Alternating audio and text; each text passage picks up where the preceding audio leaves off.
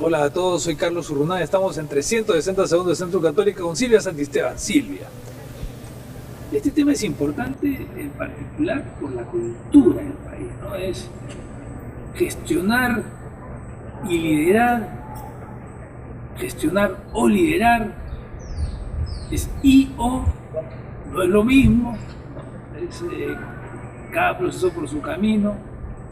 Hablamos de gestionar y de liderar. Referencias, quién lo hace, en ausencia de uno, qué pasa con el otro, para que todos entremos a la gestión de esta entrevista. Carlos, quizás sería conveniente el que comencemos por identificar qué significa un proceso de gestión versus qué significa el liderar. Entonces, estamos hablando de dos situaciones bastante bien diferenciadas. Gestionar involucra, por ejemplo, la elaboración de un plan, inicialmente.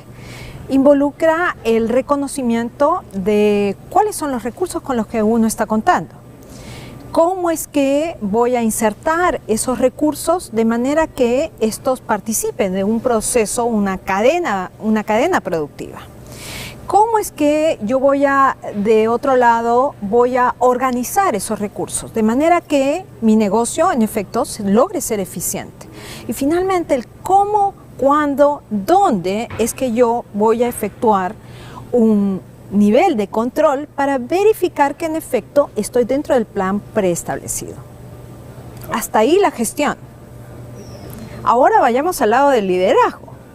El liderazgo involucra tener una visión a futuro, o sea, saber dónde estoy el día de hoy y a dónde quiero llegar en 1, 2, 3, 5, 10 años, por ejemplo.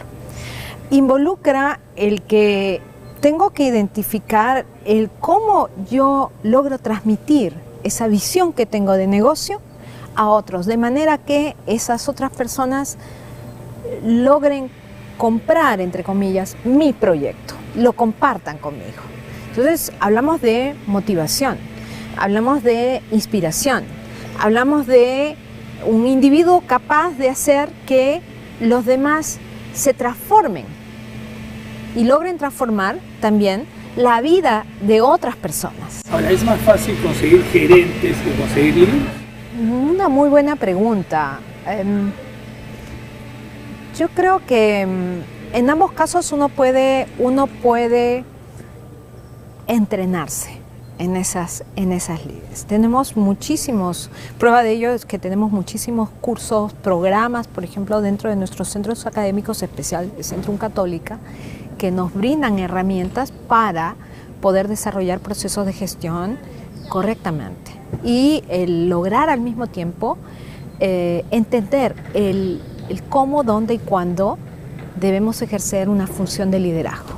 Ahora, y en ausencia de liderazgo, con presencia de gerencia, ¿qué es lo que pierde la empresa? La gestión es, yo diría que camina con un impulso propio, siempre y cuando estemos frente a situaciones en las cuales sabemos cuál es el entorno, cómo es que ese entorno se va a desarrollar. Pero al momento en el que nosotros comenzamos a descubrir que estamos trabajando, viviendo, en suma, existiendo dentro de espacios que son altamente complejos, volátiles, inciertos y muy ambiguos, y que vivimos dentro de situaciones de cambio permanentes, la gestión comienza a tener dificultades.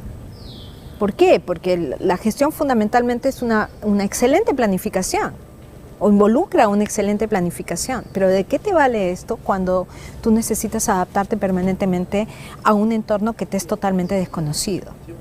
Ahora, ¿tú cómo ves estos dos temas, la gestión y el liderazgo en un contexto como el peruano actual? Es decir, la economía crece y no crece, dependiendo del sector en el que uno esté realizando la investigación, el análisis. El optimismo a veces se da, o sea, no hay siempre optimismo, para no decir de que somos negativos, en fin. que es una condición de personalidad también muy propia de cada uno, ¿verdad? Sí. Y por otro lado, existen recursos. O sea, existen recursos para gestionarlos. Gerentes hay. Estamos sufriendo ausencia de liderazgo. Yo creo que hay una falsa concepción de que el liderazgo es necesario al nivel más alto dentro de una organización.